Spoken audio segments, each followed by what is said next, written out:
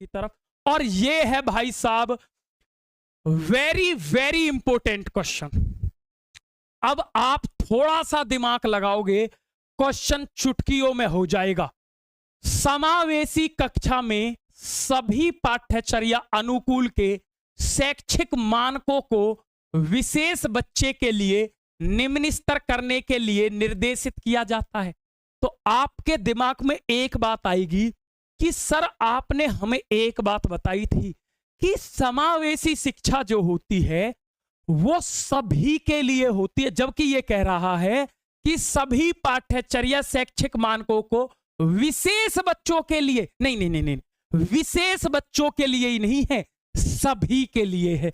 इसका मतलब ये गलत।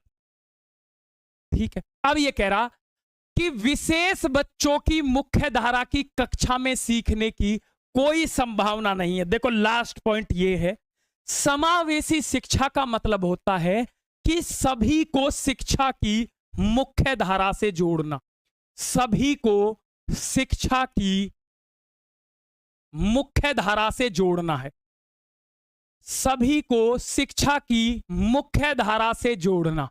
अब मुख्य धारा से जोड़ने का मतलब क्या है मैं आपको बताऊंगा। अरे एक एक चीज समझ में आएगी। जैसे ये पढ़ाई चल रही है, अब कोई बच्चा ऐसा आया जो देख नहीं सकता, उसे भी इसमें शामिल करो।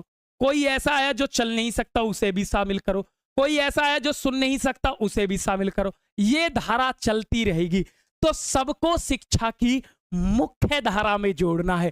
तो मुख्य धारा में सभी के सीखने की संभावना होती है, चाहे कोई बच्चा कैसा भी हो, सभी के सीखने की संभावना है, क्योंकि हमें जोड़ना ही मुख्य धारा से है। ठीक है, ये क्या कहता है? ये कह रहा है भाई साहब कि मुख्य धारा कक्षा में सीखने की संभावना, सबकी संभावना है, सभी बच्चा मुख्य धारा में ही सीखेगा। इसका मतलब ये भी गलत। तो दोनों गलत है भाई साहब। ठीक है, एक